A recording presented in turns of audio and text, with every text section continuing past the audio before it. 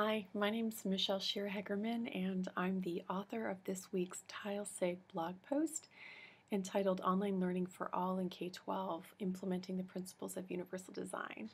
And in the spirit of accessibility, I thought that I would provide an audiovisual transcript of this week's post. I'm using Camtasia software, and I talk about the uses of screencasting software in this post, so I thought I'd put it to use to make this post a little bit more accessible for those who appreciate both reading and hearing the information simultaneously. So in 2009-2010, more than 1.8 million students in public K-12 schools took at least one online course. That year, 200,000 others enrolled in full-time online schools, and recent estimates suggest these numbers have continued to rise. As more states fund virtual schools and, like Michigan, Florida, and Alabama, make online learning a graduation requirement, it is clear that as a community of literacy educators, we must think deeply about the design of online learning experiences for all learners. The most recent Keeping Pace report shows that 97,700 U.S. students who were identified as English language learners or eligible for free reduced lunch and or needing special education services took online courses in 2011. Now, although online learning holds potential to support these children, the report cites enduring concerns about accessibility. As virtual schooling matures, the authors caution, we all have a responsibility to make sure nobody gets left out. As a community of literacy educators who integrate technologies in our regular classrooms, and as teachers who create both online and hybrid learning experiences, the essential question, of course, is how do we do this? How do we create online learning spaces that support all learners? The Principles of Universal Design for Learning, or UDL, should anchor our approach. Last year, Peggy Coyne began a conversation at TILE-SIG around the potential of UDL as a design heuristic for our technology-supported literacy classrooms.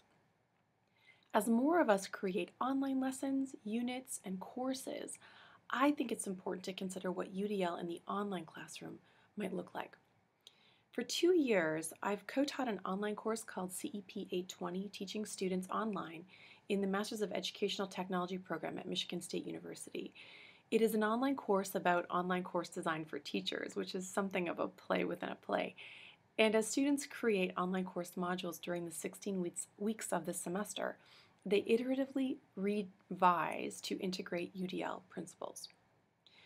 When designing for multiple means of representation, one of the 3 core UDL principles, many of our students integrate screencasts.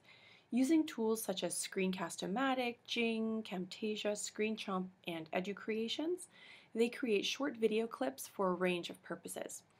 Many students create an introductory tour of their online module that highlights navigational architecture and essential course resources.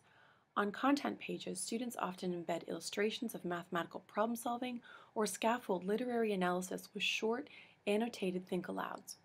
Importantly, we encourage students to provide a printed transcript of these videos so that the information is accessible via multiple means. We also emphasize the importance of creating a cognitively supportive learning environment for all students. Designs that are simple, logically organized, consistent in their use of labels and headings, predictable and linguistically appropriate for their intended audience, allow more people to construct meaning from online learning spaces that we create. As literacy educators, these ideas align with our understanding of considerate texts. Words, structures, and ideas must fit together to scaffold understanding so that all readers have access. Now, although I've only focused on screencasts, scripts, and cognitively considerate spaces, CAST.org and UDLcenter.org offer many more ideas and resources for teacher designers. With our unique understanding of literacies, technologies, and their interactions, and with a focus on the principles of UDL, I'm confident that the TILE-SIG community is uniquely positioned to lead in the design of inclusive, accessible online learning for all K-12 students. For examples of online courses that integrate UDL principles from Michigan State University, you can check out this link, www.msuedtechsandbox.com/CEP820. Thanks so much for listening.